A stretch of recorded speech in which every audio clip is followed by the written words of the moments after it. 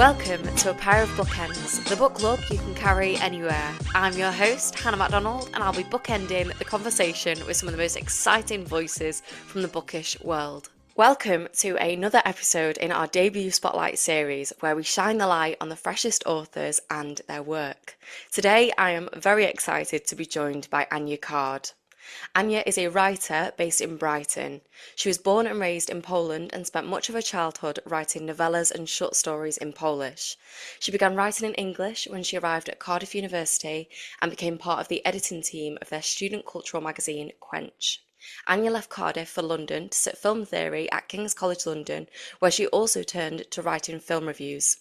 Her exciting creative career has since included co-running indie club nights in London, writing music reviews, directing short films, managing productions of short films and music videos, and working in visual effects. Thankfully, Ania didn't tire from all of this and has since written a breathtakingly beautiful debut novel, Above Us the Sea, which is out now and published by Dead Ink Books. Here to chat all about it, Ania, welcome to A Pair of Bookends. Hi, Hannah. So pleased to be here. Like I said to you, I'm a huge fan of the podcast, so it's a pleasure. Thank you so much That's for so having me on. lovely. I'm so excited that you've listened to the podcast. Thank you so much. Now, as you know, I finished the book yesterday and I absolutely loved it. But before we get into your book, I have to ask our favourite question, which is, what are you currently reading? So I've got a few books on the go, actually, which is quite unusual for me. But the two I am about to finish and I've loved so much is, well, one of them is Determination by Tassif Khan, which just came out, I think, just 2 weeks ago. And it's just beautiful. It's such an important book. It's set in basically a solicitor's office. I think that's the right name. Solicitor, not a lawyer, dealing with asylum claims and refugees and in the UK. And it's just, I mean, heartbreaking, but just so gorgeous. And Tassif is just such a beautiful writer. And then I'm finishing, but I'm stalling myself. I'm finishing The Wren by Anne Enright. And I just absolutely loved it from the opening paragraph. But actually it's been inspiring for me. So every time I open this book and I read just a few pages, I want to write my second novel. So I just go back to my second novel and I end up writing. So it's just been almost like this magic object, like magic book object. So I'm trying to slow it down. So the longer I read it, I feel like I have that in me to write my second novel. So but it's been just absolutely beautiful. I loved it. I don't want it to finish for many reasons. It's such a great book. Have you read much Anne Enright? No, that's my first. That was So my first as well. That was my gateway into her, and I couldn't believe that I'd missed out on her work. So I've been collecting her books in charity shops since I finished it. I'm going to embark on the same quest, I think, Yeah. after this. She's such a phenomenal writer. And we were very lucky to have her on the podcast last year, and she was so funny and so brilliant. And I was just really, I don't know what I was expecting, but I was expecting, because she's such a prolific author, I was expecting it to be quite daunting interviewing her.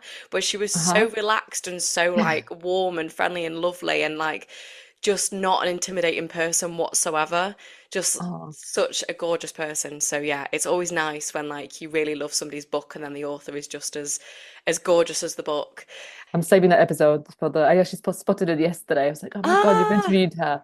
And I'm saving it until I you finish the finished the book. book. So Yeah. yeah. Well, for listeners' benefit, I will say that I try my very best not to give any spoilers. And as this book will have only just come out, I think there's 6 days difference between your book coming out and this episode going out. So we will not be giving any spoilers, and it is going to test me because there's so much that I would love to ask you about, but we mustn't give spoilers. Before I ask you about the novel itself, I want to ask about your journey as a debut author. When did you realise that you wanted to write a novel? I don't think I even had that moment, to be honest, because I went back to writing it was basically a job opportunity. So I got offered a job outside of film industry because my background's film. So I've had like never any background in literature or creative writing whatsoever.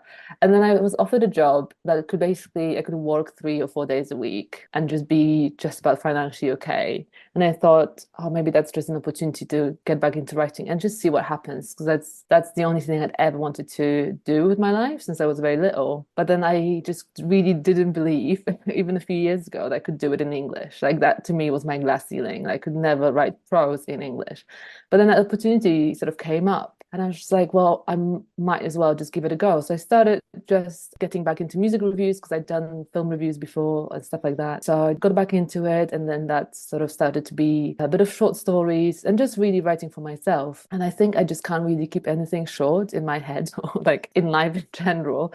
So those short stories quickly evolved into something longer. And I started piecing together the story. And at that point, I was also thinking about, again, just for myself, summarizing sort of my 20s in some way, because there was just so much I wanted to reconcile and just explore. Yeah, it just went through so many changes in terms of where I lived, who my friends were, what I did for a living, all of that. So I wanted to sort of like capture that a little bit. But again, I think my natural sort of expression is fiction. Like I couldn't just keep it to myself. So it very quickly evolved into super, super early ideas for this book. And initially, there were just some little stories sort of scattered around. And then slowly I started piecing it together. So I think I wanted to capture the friendship, like that really. So it was always about that. And I think I had Tony and Gab at the very beginning. And I wanted to really explore that romance of friendship. And especially in your early 20s, how big these feelings are and just how just sweeping they are. And they really take over your life and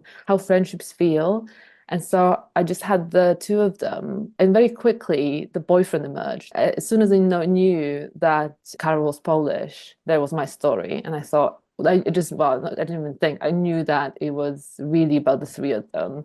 And him being Polish also was important to me. And it sort of went off from there. But I'm not a plotter. So it was just a very long process of the first draft. That was the longest bit. And then many, many redrafts. I mean, that's incredible, especially that you're not a plotter because there is so much. I mean, there is so much plot in there, but it just shows that when you really flesh out your characters and you know your characters so well that your story can just kind of spring from that. And these are characters that are just completely unforgettable, and you fall so completely in love with them. And you've already done a brilliant job of describing the novel, because that was going to be my next question for you to describe what the novel is about. What was the process like in terms of submitting your novel and finding your publisher and getting this book into the right hands? So yeah, maybe that was a bit sort of random. So I worked with after my first draft, I worked with a mentor on that novel. And actually she was so helpful, instrumental in helping me with the plot and structure. Because again, like I had no idea about like really the craft of a novel writing or anything like that. And so I learned so much from Donna, my mentor. And so together we redrafted the novel again, like I think at least twice, like full rewrites. Mhm. So by that point, I think I was on my fifth draft. And then because I just had like, I don't know, I was just really wanted to be sure this is like the best possible place. And I think you never quite know when you're there. And like, I always assumed I'm not there yet. So I sent out a query letter to Jericho writers just for assessment, just to kind of tell me like, oh, is it just good enough, this query letter, or am I just wasting these like agents' time with a terrible query letter? And the agent that got back to me with assessment actually asked me for, not initially, she asked me for like well, yeah, I think full manuscript, and then offered me representation. So Wow. it really it happened so quickly from like really working on the novel for about, God, timelines, 3 years on my own completely to just signing with Claire within like months. Like it was just all a bit mad. And then we just worked on it together a little bit over the summer. That was probably 2 years ago. And then went on submission in November, something like that. And I signed with Dead Ink Books.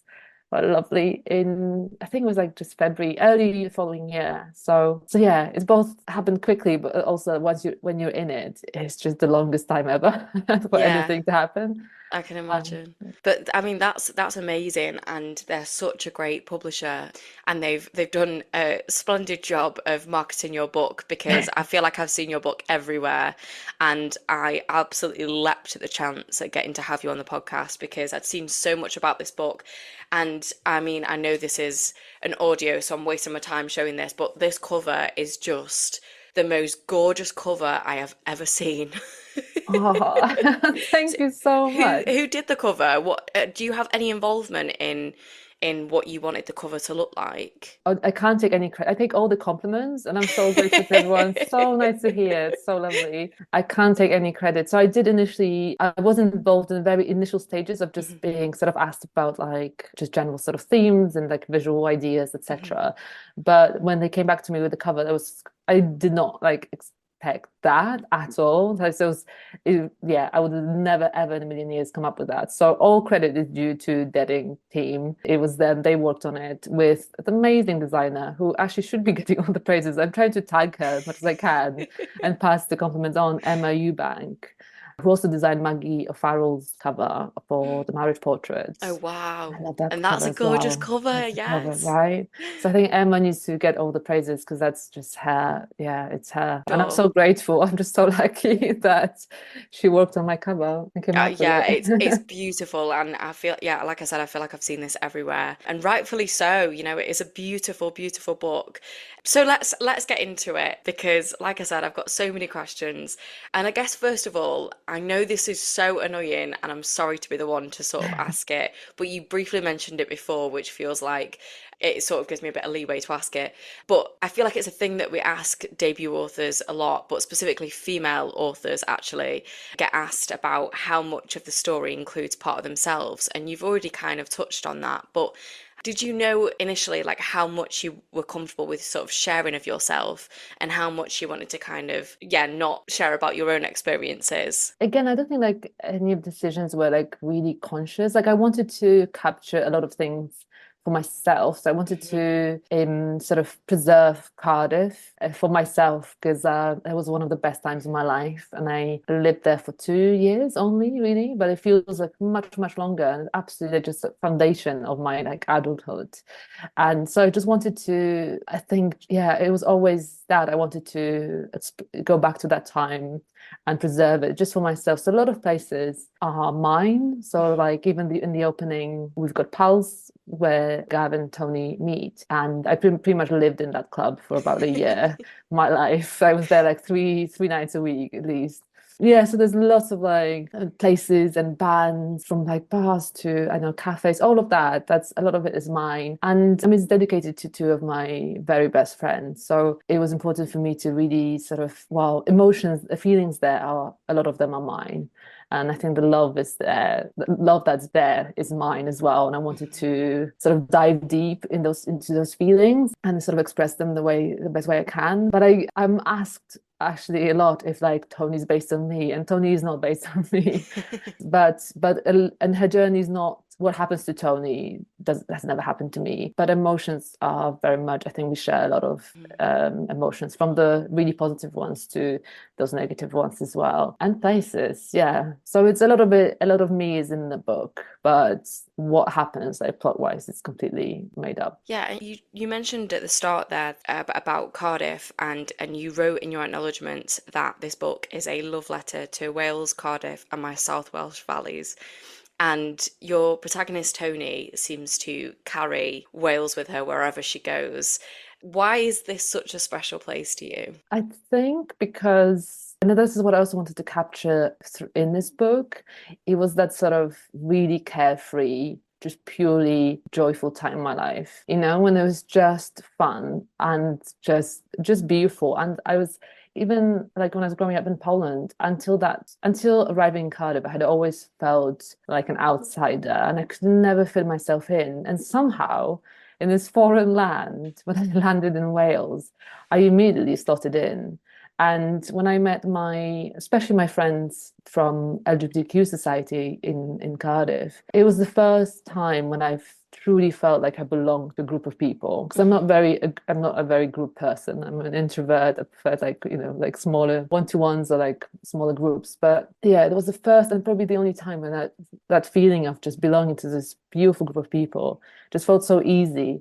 And my ex-partner was from South Wales, from the valleys, from the Rhondda Valley, actually. So I wanted to just preserve that time as well. And I was just, again, it's just a super happy time in my life with just amazing people. And people of Rhondda Valley, the ones I met, were just one of the most generous, loveliest people who took this newly arrived immigrant under their wing and just welcomed me with just so much generosity.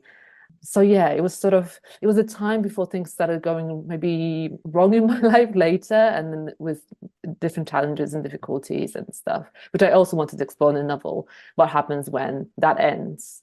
How do you sort of go do you go back to that, or do you have to reconstruct yourself anew? Like if that is lost, that sort of feeling of innocence and just that sort of state of just being carefree, how do you navigate your way back, or do you have to just go through it and reconstruct yourself into something new? So it's twofold. So like Wales was important for me to run that narrative, but also just purely, yeah, I just wanted to go back to that joy, sort of, I think, embodied in Gav. I want that Gav embodies that time in my life for me. It's just, Gav he's is such everything. a gorgeous character. I absolutely adored him, and just thinking about him makes me want to cry. What would you say is the inspiration behind him? Many different friends put in one. So I didn't have like a specific person in mind, as I did maybe with Carol. It narrowed down. I think Gav was just a more embodiment of many different beautiful people that I met in Cardiff. I Just love that.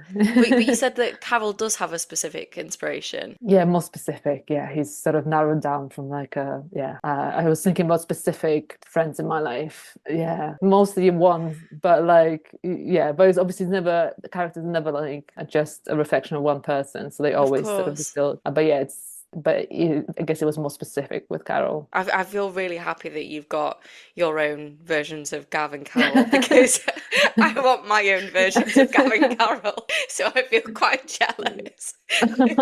They are such beautiful characters, and I feel really emotional talking about them. It's too soon. It's too soon after the book. So, like I said, I want this to be a spoiler-free episode. So I'm gonna turn to the blurb so that all I say is something that people would be able to read on the blurb. So let me just. So in the blurb, it says, after a tragic event at a beach in Swansea, the trio are ripped apart and Tony escapes to London. And there is obviously this tragic event and it's devastating. At what point in your writing process did you know that there was going to be this sort of devastating turn of events that was going to sort of fracture this trio? I was thinking a lot actually with constructing that. It was sort of part feeling and part conscious decision, and was very much sort of film writing, screenwriting based. But if say anything more, I think I'm gonna just spoil it.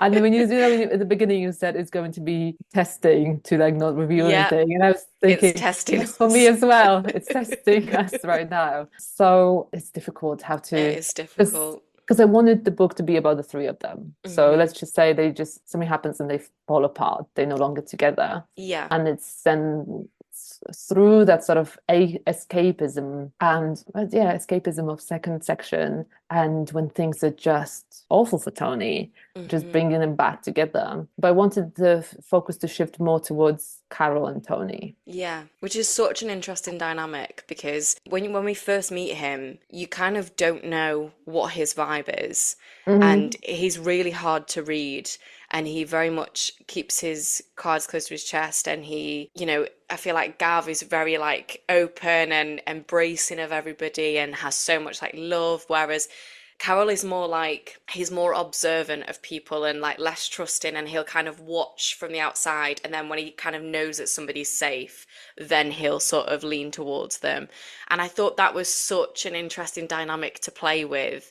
What was it like creating that dynamic between specifically between Carol and Tony, let's say. Carol and Tony, yeah, that was more difficult. And Carol was actually difficult, but it's like Gav was sort of landed on the page, and there he was. I knew instantly who he was, and he was just open to me as well. You know, it's Hmm. so easy to write. It's such a pleasure to write. And Carol, I think I found him probably halfway through. And again, I don't want to reveal anything because I don't want to, because I think I want the reader to maybe find Carol even difficult at first Hmm. because it was meant to be a different kind of love. Because I think we can just fall in love in so many different ways, and we can fall in love like Tony does with Gav, and is an opening page when it's just like, ah, this person, you know, amazing.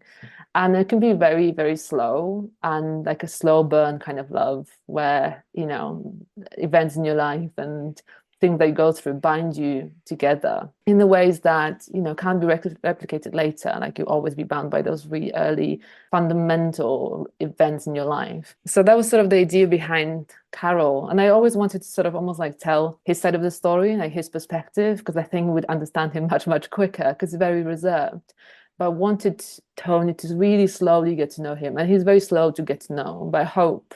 And once I did, I think it was like maybe it was second or third draft, like understood him. And I think I understood because I was thinking a lot about him, his relationship with Gav. So Hmm. obviously writing from the perspective of Tony, she doesn't know, she never has a full picture. She just sees things and then she's having fun. She's very distracted. I don't think I wanted to also explore the fact that I think at 19 and then, you know, with that sort of carefree, just having fun sort of time in your life, you don't really pick up on many things, you know? And in hindsight, you go back, it's like, oh, this was going on, or this was happening. But in that sort of time in your life, I don't think you don't know yourself maybe enough as well to really get the subtleties of what's happening around Mm. and relationships between people when you've never been in one, etc., etc. So just through, yeah, it all happens through Tony's lens. So I needed to sort of off the page really understand their relationship, and I think Carol and Gav's. And once I really understood what was happening outside of sort of Tony's understanding, I understood Carol. And I think I sort of then fell in love with him, you know, and hopefully the journey is similar for the readers. Like they're slow, like Tony, they hopefully are slowly falling in love with Carol because I've got so much love for him. It Yeah. is a real slow burn because by the end of Mm, the book I absolutely loved him too, and you know, but he is very, I don't know what the right word would be to use for him because he's just, he's not like distant and he's not like, I wouldn't say cold, but he's quite, I don't know, he just keeps himself to himself, doesn't he? yeah, And he he, keeps you at yeah, distance. at a Yeah. distance, yeah, and it's not, he's not being rude. He doesn't trust people instantly, and I think that's a good quality to have. But by the end of the book, you can't help but love him. Like they're such gorgeous characters, I'm really struggling. It is, like I said, it's testing testing my limits to not give anything away. But I wanted to ask because, like you just said, you know, she's 19, she's very young, and she's sort of at the beginning of coming into her adult self and learning about herself, and she's starting to explore her queer identity and sort of learning about that.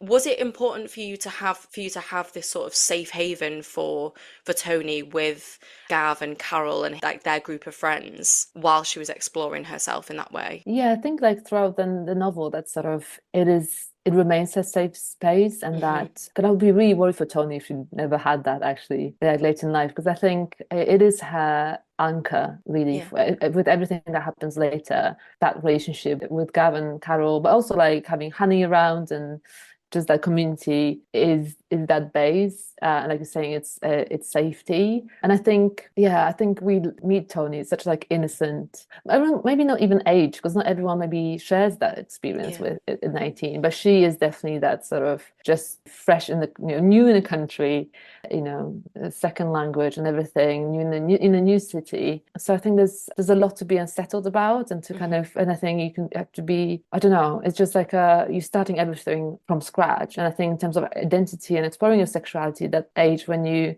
do, it might be even maybe more, I don't want to say difficult, but there's a lot going on alongside that Hmm. to, I think, a lot of anxiety, a lot of trepidation, a lot of maybe awkwardness as well. So I think that it just intensifies that experience, like being, I think, foreign and living somewhere completely new, away from us, away from everything known before, your family, your friends, your culture in that sense. So you're sort of free to do whatever you want in the more maybe, yeah, just freeing, unrestricted way. But I think it also brings a lot of anxiety Yeah. and just trepidation of like, how do you do that? How do you get out there and just figuring out like very carefully like who you are, at that time. But yeah, absolutely. I wanted to give her that safety base at first. So then whatever happens to her later, Gav and Carol are her, Her anchors. net, Yeah. yeah, her Yeah. anchors.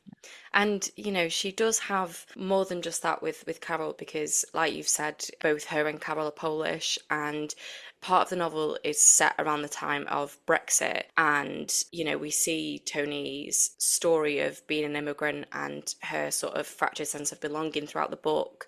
And I thought you wrote it so powerfully. Why was it important to you or what did you want to represent about that experience, especially during that period? I guess it was always important for me to have a Polish protagonist, or Eastern European protagonist, but I'm Polish, so obviously it's easier Yeah. for me to just write Polish characters because I haven't really seen that really represented, which is like fine. But especially like over the Brexit referendum and Brexit Mm, votes, a lot of the sort of political debate and maybe just like, Twitter comments, all of that kind of stuff yeah. targeted Eastern Europeans in a very sort of like, I felt like we're always quite, I don't say we were passive, but we're always just sort of, there weren't any voices, Eastern European voices that were speaking back or speaking up, actually, just telling our own experience in the UK. And so I really felt that gap, like there was no one speaking up for us. And in culture too, there was just so many, like, I want to say maybe the reductive, I guess, stereotypes represented. So there's just, every time I saw another Polish cleaner with a broken Polish in a book or Mm, a film or a TV, series or whatever, and I was like, well, that's fine. Of course, it's like part of the, I'm not saying we shouldn't have like Polish cleaners or Polish builders on screen on books, but that was all there was. And mm, it didn't really reflect my experience in the UK or my friends' experience from Poland or just all different countries. And so it was always important for me to just have Polish voices within the British, like Polish, I always describe it as Polish British because it's not a Polish story. It's very much a British story, yeah. and I sort of feel like a British writer as well. Yeah. I'm bred here and I've lived here and I write in English. So I wanted to just have that voice, use that voice through Tony and Carol, but also not make it overly. I think Brexit was just very easy. It was just there on the plate, to Yeah. use in the context specifically in the context of Eastern Europe because we were sort of like a bit of a target. And what I don't think that's a spoiler, but when Tony discovers I think it was out written on in Yes. Yeah. Hammersmith somewhere, like that actually happened, and there were examples of that just around that time when things were sprayed and were being said, and so it was just, I guess, for narrative purpose, it was easier to just hit her with that and sort of in that time and see Mm, how she reacts alongside everything else happening in her life because I was never really interested in writing a Brexit novel, yeah. Of course. because we're all, our lives are always political, but our lives are our lives with everything else that's going on in them. And this is just an aspect of it. And I guess being an immigrant is a huge part of your identity, but also just a part of your identity. Like Tony's also a young woman growing up. She's gone through the stuff that she's gone through. She's queer, she's exploring that. So there's a lot in the relationship. There's all these paths to where she's at. So Hmm. being Polish in the UK at the times of Brexit is just one of those Yeah, things. one part of our Yeah. identity. I mean, we have spoken about like a lot of the elements of the book that are probably more difficult or moving or powerful, and but there is also so much joy in this book, and we cannot forget that, because there's so much joy, there's so much dancing, which I absolutely loved. There's dancing and there's singing, and they're having these really gorgeous scenes where there's lots of sweaty dancing in clubs and they're singing at the top of their lungs, and it's so full of joy, and you really feel like you're there with them. And I think you can really tell that you've got a film background because it feels very visual, very like cinematic in the way that you can totally see these scenes. And Thank you music so is much. That's a so nice no, to it's hear. beautiful. It's really beautiful. And music is a huge part of the book and a huge part of Tony's life. You know, it's the thing that really brings her alive and it's so important to her. And, you know, she goes and sees a lot of bands play live and her and Carol kind of connect over music and bands. What impact has music had in your own life? And yeah, why did you want it to feature so hugely in the book? Oh, yeah, music. So music for me, I mean, it's had an immense influence on my life. I think that was actually my first big love, was music. And so I was just, yeah, I would just go to festivals and live on Last FM, which feels really archaic to say that now. Just scrubbling all my music. And then, yeah, DIY scene, I was sort of involved in the club night when we were putting the DIY indie bands on for a few years, and then ran the club night alongside that. And it was again like pure joy. It was such just great time in my life. And yeah, and then music and was important to me always, like twofold, because the dancing was also like being part of, running those club nights and those nights, again, bringing friends together and dancing to the music you really love. So it wasn't like clubbing, it was like dancing to music you absolutely love that just sings in your soul. And that's just my happiest memories, I think, are on the dance floor. And I really wanted to just give that joy to my characters. Yeah, so that's one aspect of music that's purely physical, visceral Mm. joy of dancing and being like physically in that space with the music you love. And then the bands that you just can discover and just I think there was a time in my life where I just again go to gigs like at least 3 times a week. And that was all I again inhaled it. And my group of friends then we were all just into music. So we didn't do anything else really. We just went to see bands. And so I think in the novel, I wanted the music to have it almost its own story, Mhm. but also really in itself describe or reflect each character. So that like Tony and relationships within it. So like Tony's relationship with Gav, it's like it has music in that, very specific. There's a very specific kind of joy and music. And like you said, with Carol, they bond over bands, and that's something they come back to, and it's almost like a journey, a story in itself of music in their lives and the lack of music in their lives. Mhm. But also later, oh, how to say this, not to spoil anything, but let's say the boyfriend, because we in the blurb there's an affair, right? There is a Yes. illicit affair. So let's say the boyfriend and the man she has an affair with. There's also that expression of music and the lack of music. There's no music between her and her boyfriend, Mhm. but there's music between her and the man she's having an affair with. And it's different to what she has with Carol, for example. So Mm. yeah, there's just different avenues of music I wanted to explore. And it was just so much joy because that's what I love about film. But I think novels are more tricky is to actually include music. And I Mhm. always loved about film that you can just make it so, you can make music to be part of it. So that was I guess my writing attempt at that, to just really put the music in. Did you listen to music while you were writing this book? I always listen to music when I write. Really? Always, always. Yeah. What Yeah. It's what like kind of loud. what songs were you listening to? Like what comes to mind when you think about writing this book, the music that you're listening to? So there's a playlist and it'll be released, I think, soon. There's a playlist that I put together for this book that's sort of mostly in like the songs that are in the novel, but also like some of them are not, but like are tied to it. So loads, different, yeah, but I can actually remember specific bands I listened to, specific even songs for different sections, because I think I quite like to listen to music when I write emotionally. So when I was writing end of section one, for example, there was one song. There was this band called Royksopp. I think they Norwegian. I hope they hope they're Norwegian. Running to the sea, and I remember I was writing the last chapter. I think I had it on a loop, like Oh constantly in wow. my head. I would just sort of really feel that feeling, the emotion. So I would have moments like that when the specific songs would guide me through specific moments in the book. But usually it's just, yeah, whatever sort of at that moment I really enjoyed. And a lot of it was the music I sort of went back to. So there's a lot of Lady Gaga in the book. Love that. And then I don't think the timelines really aligned, but it's just like, oh, whatever. Because Lady Gaga was absolutely the queen Yeah.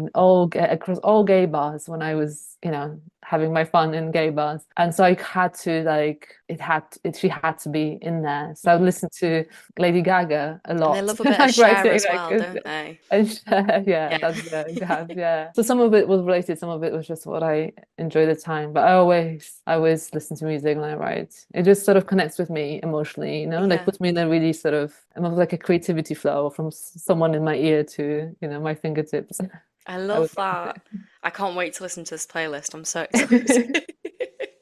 Maybe it'll, make me feel closer to the characters again. Because I am really sad that this book Oh, is finished. We are coming to the end of our recording somehow, and if it wasn't already obvious to our listeners, I absolutely adored this book, and I'm going to pop a link in the show notes for you to order your own copy. Please go and do that. Before I let you go, I have a couple of other questions though. You mentioned earlier that you've started your second novel. Is there anything that you can share about what's going on with that? yes. So I think what I can share it's very early draft. It's still very much a first draft, but I'm really enjoying it. And I've always been interested in friendship. Well, yeah, friendships and sort of unusual friendships as well, maybe a bit of unconventional friendships. So Mm. this is going to be a story of a young Polish woman, age to be determined, and a gay guy in his 70s who form a friendship over, well, they meet over the dead body on the beach in Brighton. And it's not going to be a crime story, but that's how they meet. They find a dead body on the beach, and then they sort of like become just tangled together. And yeah, and I'm just having fun with it This still. I don't sounds know. incredible. I can't wait for Yeah. this. I know you're in your first draft, but can you Fingers hurry crossed. up? Because It'll be it took so 4 years with Above the Sea, so hopefully no, it'll be the that's too same. long. That's too long, Anya. I'll just have to reread this. So before I let you go, I love to round off episodes by asking for a recommendation. So what would you like to recommend to our listeners? Can I have two? Can I have two books? Yes, you can do whatever you like after you've written this. So I think I'm going to actually recommend one of my favorite books ever. So two Polish writers. One of them is Olga Tokarczuk. So more maybe familiar with readers in the UK because she's published by Fitzcarraldo. Yes. And I would love to recommend Drive Your Plough Over the Bones of the Dead. I've not read this. My God, it's so good. It follows this woman, I won't say elderly, but older woman who lives just sort of in the forest. And she basically hunters are being killed by something in the forest. And so she sort of tries to solve this mystery, but also like she's very much anti-hunting, which I'm also like anti, so it's just such a beautiful, amazing story, like eco thriller with lots of astrology, with just this like amazing woman at the core of this story. It's absolutely fantastic. And yeah, and I love Olga so much. And another one would be sort of my homie, Ursula Honek, whose collection of short stories was published in the UK last year with MTO Press. And it's just gorgeous collection, harrowing and brutal and beautiful and just full of magic and just imagination. And she's just she's a poet, and that's her first collection of short stories. And it needs to be hyped more in the UK because it was longlisted for Booker earlier this year. And she's, I think, the youngest writer to be Oh my longlisted, if God, I'm that's incredible. and yeah, and she was born in the same town as me, and we sort of connected over that. So it's just I love incredible. that. Just yeah, so lots of stories even like feature like the region where I'm from. So I felt really connected to that.